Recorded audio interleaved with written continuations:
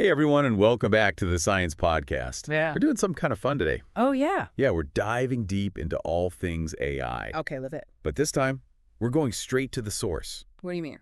Well, we've got this awesome YouTube video from the Future Investment Initiative Miami 2025 conference, Oh, wow. Okay. packed with insights from the leading minds in AI, CEOs, innovators, the whole shebang. Cool. So what are we focusing on? What's the big takeaway? Well, the overall vibe is the next wave of AI breakthroughs is here, and these folks are leading the charge. Yeah, it's exciting. Right. And they kept coming back to this question.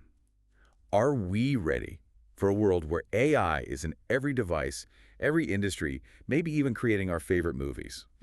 That's a good question. I mean, AI is already everywhere in a lot of ways. Exactly. And it's only going to get more integrated into our lives. So let's jump into some specifics from the video, all right? Sure. One of the most interesting things I heard was about this idea of private AI. Private AI. Yeah, Ramin, the CEO of Liquid AI, was talking about it. They're developing AI that can run locally on your devices, like right on your phone. Interesting. So no cloud needed. Exactly. Enhanced privacy, because your data stays put, and AI becomes accessible even in places with limited internet. I see. So like your own personal AI assistant, totally offline. Yeah. Imagine the possibility. Ah, that's a game changer. And get this, their tech was originally used to fly fighter jets autonomously for the Air Force. No way. So they're taking military-grade AI and bringing it to our phones. Pretty wild, right? Yeah, it makes you think about, like, who should have access to this kind of power? Right, like as AI gets more advanced, should it be open to everyone or controlled by a few? That's a big question, and it's something that Jim Keller, the CEO of Tenstorrent, brought up. Oh yeah, the hardware company. What did he say? Well, he's a big advocate for open source AI, thinks it leads to faster innovation and wider access. And he's putting his money where his mouth is, right? Tenstorrent open-sourced its entire software stack. Yep. He's encouraging other companies to do the same. It's like a magnet for talent, he says. Yeah, attracting developers who want to contribute, maybe even fix what they don't like about it. Right, that's the beauty of open source. But there's got to be a downside, right? I mean, why would any company keep their AI code secret if open source is so great? Well, some companies argue that keeping things closed allows them to control the technology better and maybe make more money from it. Ah, so it's kind of a trade-off. Faster development versus more control. Exactly. No easy answers there. Okay, so we've got private AI, open source versus closed source. What else stood out to you from this video? Well, one thing that really struck me was the whole discussion about the gap between AI's potential and its actual real-world application. Yeah, there's been a lot of hype around AI, but it doesn't always translate into tangible results. Right. And Alexander, the head of Quantum Black, this huge 5,000-person AI team at McKinsey, he dropped a pretty sobering stat. Only 11% of AI projects actually make it to production. Wow, that's a lot of failed projects. What do you think that is? Well, sometimes companies try to force AI into systems that are already broken without fixing the underlying issues first. Like putting a Band-Aid on a bigger problem. Exactly. And often there's a lack of leadership buy-in, like the people at the top aren't fully committed to making AI work. Makes sense. If the leaders aren't on board, the whole thing can fall apart. Yeah. And sometimes companies fail to adapt to the new reality that AI brings. They don't change their processes or train their employees to work effectively with AI systems. So it's not just about having the technology, it's about having the right mindset and infrastructure to use it properly. Right. And Alexander's point was that we're at the end of mediocrity. AI can automate all the boring stuff, but the real opportunity is to use it to fuel human creativity. I like that. So it's not about replacing humans, it's about giving us better tools to do what we do best. Exactly. Which brings us back to Imad Mostak, the CEO of Stability AI. Oh yeah, the Stable Diffusion guys. They're doing some really cool stuff with AI-generated art. Right. He compared AI to the transition from silent films to talkies. Interesting analogy. So like, at first people were skeptical, but then it revolutionized the industry. Exactly. And he thinks the same thing will happen with AI in all sorts of creative fields. Think music, writing, even filmmaking. Wow. I mean, we already see AI-generated images everywhere. Imagine what it'll be like when it's seamlessly integrated into everything. It's mind-blowing. And get this, Stability AI's tech might even be used in future Avatar movies. Seriously. That's amazing. So we could be watching films partially created by AI in the near future. Yeah. And it's not just about Hollywood. AI could empower anyone to become a creator. That's a really powerful thought. It could democratize the creative process in a way we've never seen before. Absolutely. But AI isn't just about art and entertainment, right? True, it's got the potential to impact pretty much every field out there. Yeah, like medicine, energy, material science. We haven't even scratched the surface of what's possible. Okay, so let's dive into some of those other applications of AI. What else did we learn from these experts? Well, let's talk about quantitative AI. This is where things get really interesting. Okay, I'm intrigued. What is quantitative AI? It's basically AI that works with molecules and atoms, not just language or images. Whoa, so like AI that can understand the building blocks of the universe. Exactly. This is the kind of AI that could lead to breakthroughs in medicine, new materials, sustainable energy, you name it. So instead of writing poems, this AI is designing new drugs or figuring out how to create clean energy. Yep. And Jack Hurley, CEO of Sandbox AQ, is a leading figure in this field.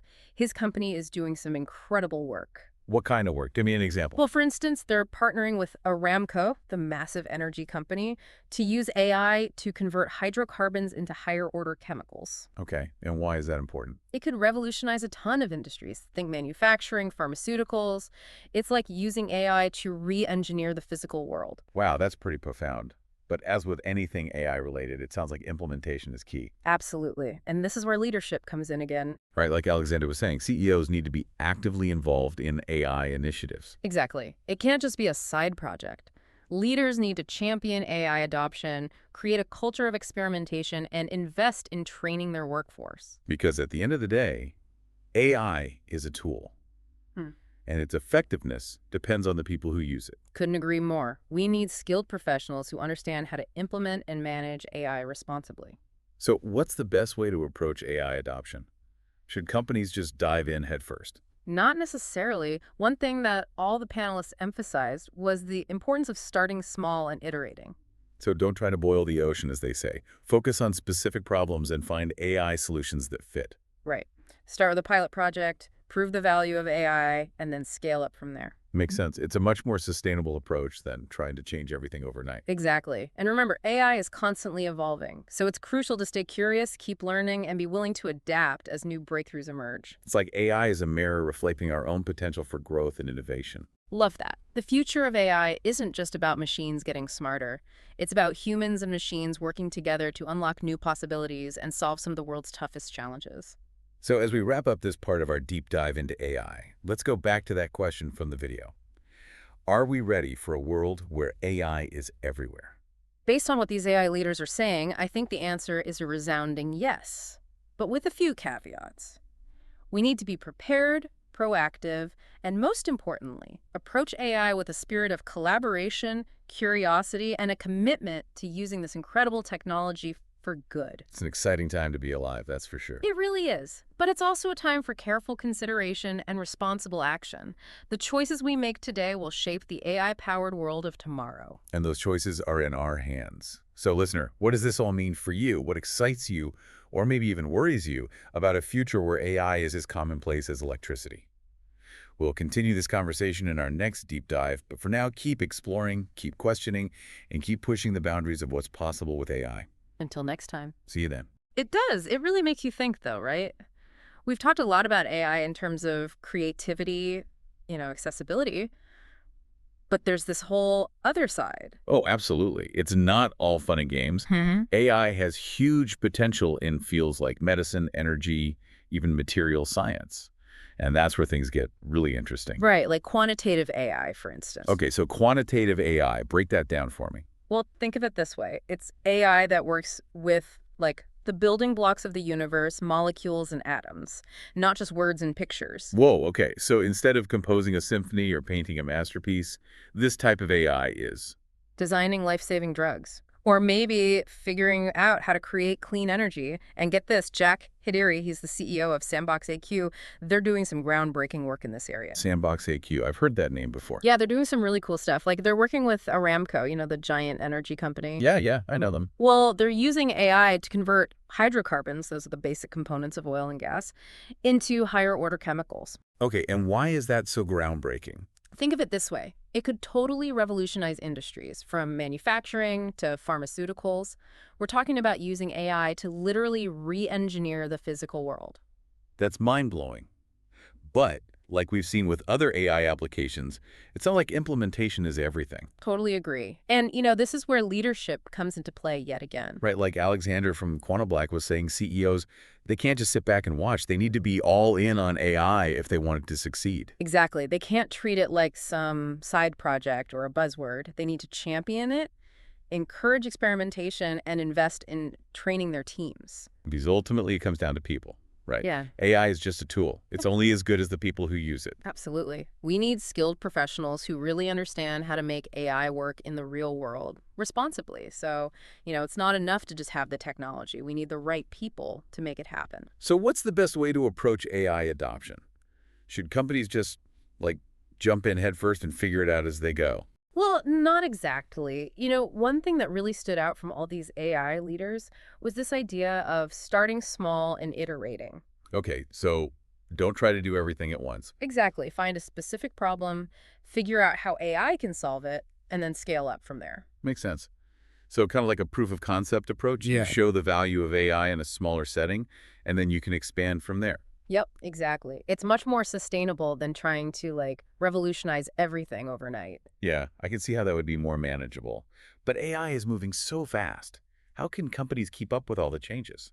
That's a great question, and honestly, that's where the iterating part comes in. You have to be willing to adapt, constantly learn, and embrace the fact that AI is always evolving. So in a way, it's like AI is a mirror to our own potential for growth and innovation. It challenges us to keep learning and evolving alongside it. I love that. That's a perfect way to put it. This isn't just about machines getting smarter, right? It's about humans and machines working together to create something truly amazing. It really feels like we're on the cusp of something truly transformative. We are. And we get to be a part of it. We get to shape the future of AI.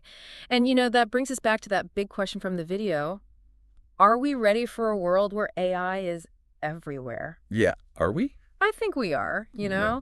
but it's a qualified yes. We got to be prepared, proactive, and approach it with the spirit of collaboration and curiosity, for sure. And a commitment to using AI for good. Oh, absolutely. We have to be mindful of the potential downsides and make sure we're steering AI in the right direction. No doubt about it. So, listener, what does this all mean for you? We've talked about the big picture, but how can you as an individual prepare for a future where AI is everywhere? Well, first off, don't be intimidated by it. AI can seem complicated, but there are tons of resources out there to help you learn. Yeah, there are some great online courses, and a lot of AI tools are becoming increasingly user-friendly. Exactly. And you don't need to be a tech whiz to start experimenting with AI. There are AI-powered apps on your phone right now that you can play around with. Oh, totally. Yeah. And remember what Jack Hederi said about small, empowered teams. You don't need to work at Google or Microsoft to make a difference with AI. Right. You can start your own project, build something cool, or just explore the possibilities. That's the beauty of it. And who knows, maybe you'll be the one who comes up with the next big AI breakthrough. It could happen. We've heard so many inspiring ideas today, from private AI to quantitative AI. It feels like we're just scratching the surface of what's possible. It's truly an exciting time to be alive, but it's also a time for reflection. Mm. We need to ask ourselves some tough questions about the role of AI in society. Absolutely. As AI becomes more integrated into our lives, we need to think carefully about its ethical implications and how we can ensure it's used responsibly. So as we wrap up this deep dive into the world of AI, I want to leave you with one final thought. All right, hit me. What excites you, or maybe even worries you, about a future where AI is as commonplace as electricity? It's a question worth pondering.